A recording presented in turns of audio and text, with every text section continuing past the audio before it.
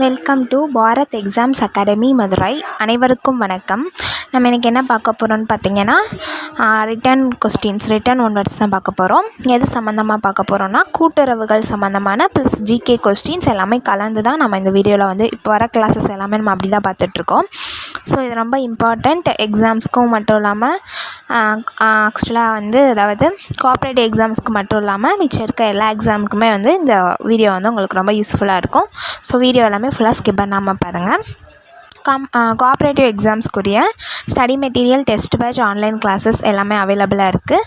Study material purchase பண்ணுறவங்களுக்கு நம்ம use பண்ணுற பிடிஎஃப்மே ஃப்ரீயாக டெலிவர் பண்ணுறோம். ஸோ வில்லிங் ஸ்டூடெண்ட்ஸ் காண்டாக்ட் பண்ணுங்கள். ஃபர்ஸ்ட் கொஸ்டின் பாருங்கள். பதிவாளர் அலுவலகத்தில் கூடுதல் பதிவாளர் நிலையில் எத்தனை பணியிடங்கள் உள்ளனர்? பதிவாளர் அலுவலகத்தில் கூடுதல் பதிவாளர் நிலையில் எத்தனை பணியிடங்கள் உள்ளன அப்படின்னா 4.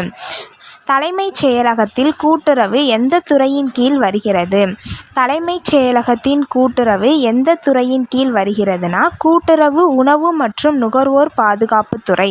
கூட்டுறவு, உணவு மற்றும் நுகர்வோர் பாதுகாப்புத்துறை. கூட்டுறவு சங்க பணியாளர்கள் ஊதியம் எந்த நிதியிலிருந்து வழங்கப்படுகிறது? கூட்டுறவு சங்க பணியாளர்கள் ஊதியம் எந்த நிதியிலிருந்து வழங்கப்படுகிறது? சங்க நிதி. இந்த நிதி சங்க நிதி. தற்போதைய கூட்டுறவு சங்கங்களின் பதிவாளர் யார்? தற்போதைய கூட்டுறவு சங்கங்களின் பதிவாளர் சண்முகசுந்தரம் அவர்கள். ஓகேங்களா? யாருன்னா சண்முகசுந்தரம். பணியாளர் நலன், ஒழுங்கு நடவடிக்கை, ஓய்வூதிய பலன் ஆகியவை நிறுவன மேலாண்மையில் எந்த பிரிவில் வரும்? பணியாளர் நலன், ஒழுங்கு நடவடிக்கை, ஓய்வூதிய பலன் ஆகியவை நிறுவன மேலாண்மையில் அலுவலக பிரிவில் வரும். அலுவலக பிரிவு. வல்லுனர் மேலாண்மை என்பது எது? வல்லுனர் மேலாண்மை என்பது நுண் அறிவுத்திறன். நுண் அறிவுத்திறன். எது மேல்நோக்கி செல்லும் செய்தியாகும்? எது மேல்நோக்கி செல்லும் செய்தியாகும்னா களப்பணியாளர்களின் ஆலோசனை. களப்பணியாளர்கள் ஆலோசனை. கூட்டுறவில் முடிவுகள் எவ்வாறு எடுக்கப்படுகின்றன? பெரும்பான்மை உறுப்பினர் கருத்துப்படி. பெரும்பான்மை உறுப்பினர் கருத்துப்படி முடிவுகள் எடுக்கப்படுகின்றன. துணைப்பதிவாளர் விவகார எல்லை எது? துணைப்பதிவாளரோட விவகார எல்லை கோட்டம். ஓகேங்களா? கோட்டம்.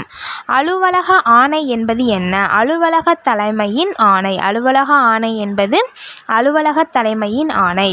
வட்டார பதிவாளர் யார்? வட்டார பதிவாளர் கள அலுவலர். வட்டார பதிவாளர் கள அலுவலர்.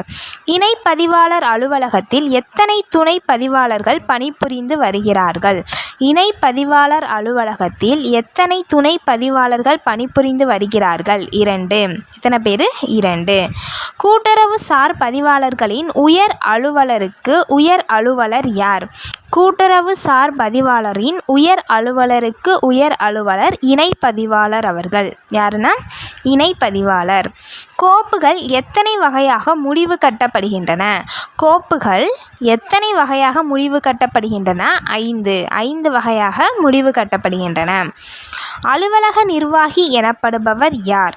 அலுவலக நிர்வாகி எனப்படுபவர் தலைவர் மற்றும் துணைத் தலைவர். அலுவலக நிர்வாகி எனப்படுபவர் தலைவர் மற்றும் துணைத் தலைவர். தலைமை நிர்வாகி என்பவர் யார்? தலைமை நிர்வாகி என்பவர் மேலாண்மை இயக்குனர் இல்லாத போது செயலாளர். ஓகேங்களா? தலைமை நிர்வாகி என்பவர் மேலாண்மை இயக்குனர் இல்லாத போது செயலாளர்.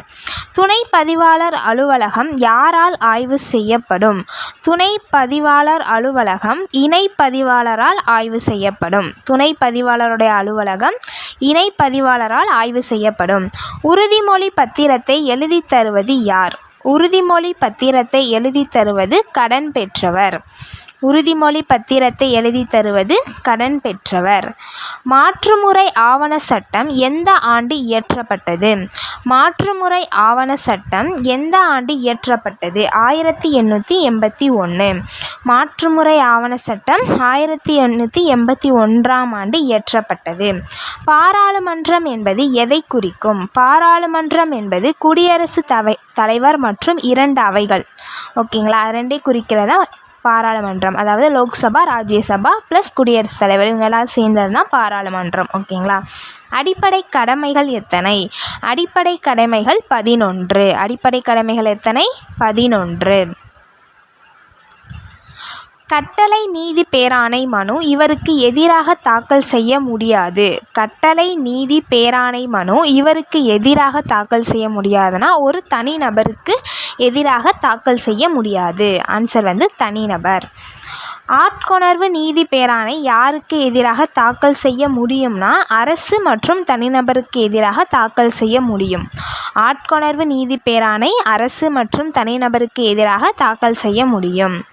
அடிப்படை உரிமையிலிருந்து 1978 சட்டப்பூர்வ உரிமையானது எது? அடிப்படை உரிமையிலிருந்து 1978 சட்ட திருத்தப்படி சட்டப்பூர்வ உரிமையானது சொத்துரிமை. ஓகேங்களா? அடிப்படை உரிமையிலேருந்து அதை எடுத்து சட்டப்பூர்வ உரிமையாக ஆக்கியிருப்பாங்க. ஓகேங்களா? எந்த உரிமைனா சொத்துரிமை. இறுதி தணிக்கை என்பது யாது? இறுதி தணிக்கை என்பது ஓராண்டு தணிக்கை. இறுதி தணிக்கை என்பது ஓராண்டு தணிக்கை.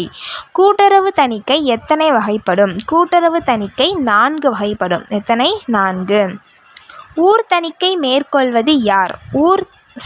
உள் தணிக்கை. உள் தணிக்கை மேற்கொள்வது யார்? உள் தணிக்கை மேற்கொள்வது சங்க பணியாளர் அவர்கள்.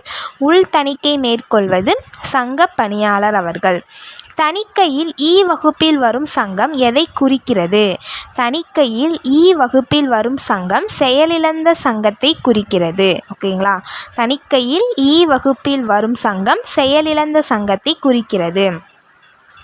மத்திய கூட்டுறவு வங்கியை தணிக்கை செய்வது யார்?